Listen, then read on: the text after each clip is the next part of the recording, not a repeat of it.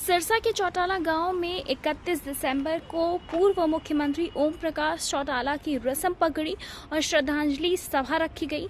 सभा में ओपी चौटाला के परिवार के अलावा सीएम नायब सैनी, भाजपा के राष्ट्रीय अध्यक्ष और केंद्रीय मंत्री जेपी नड्डा, हरियाणा के गवर्नर बंडारू दत्तात्रेय और साथ ही साथ राजस्थान के मुख्यमंत्री भजनलाल शर्मा, पंजाब के पूर्व डिप्टी सीएम सुखबीर बादल और पूर्व वित्त मंत्री मनप्रीत बादल भी शामिल हुए।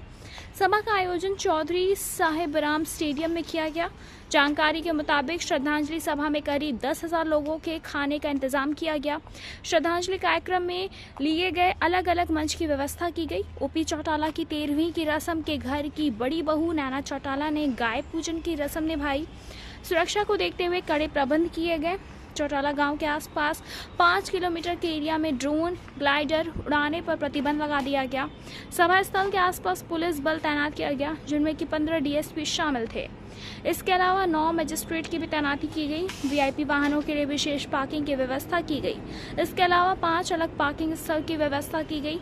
हरियाणा के मुख्यमंत्री नायब सिंह सैनी ने पूर्व सीएम ओपी चौटाला को याद करते हुए कहा, चौटाला साहब ने हरियाणा को विकास की नई दिशा देने का काम किया। चौटाला साहब अपना गौरवशाली जीवन जी कर गए। हमें उनसे बहुत कुछ सीखने को मिल रहा है। आगे उन्होंने कहा कि हरियाणा के लिए उनका जीवन समर्पित रहा। भगवान चौटाला साहब की आत्मा को अपने श्री चरणों में स्थान दे।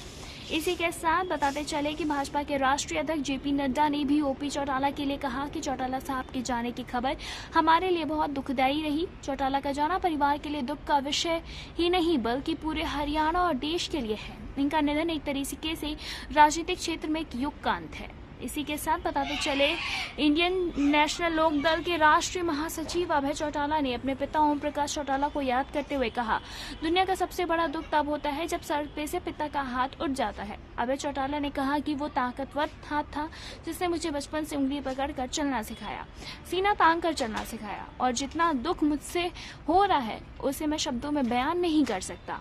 उनके जाने से जो परिवार और राजनीतिक शून्य पैदा हुआ है उसे मैं बयान नहीं कर सकता।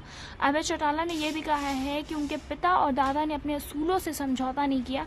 अपनी जिंदगी के आखिरी दशक में भी हजारों कार्यकर्ताओं के परिवारों को नौकरी देने का काम किया। फिलहाल इस पर आपकी क्या कुछ राय है, हमें कमेंट के जरिए जरूर बताएं। ऐसी तमाम लेटेस्ट खबरों को जानने के लिए जुड़े रहें हमारे साथ और देखते रहें नेक्स्ट सन लाइव।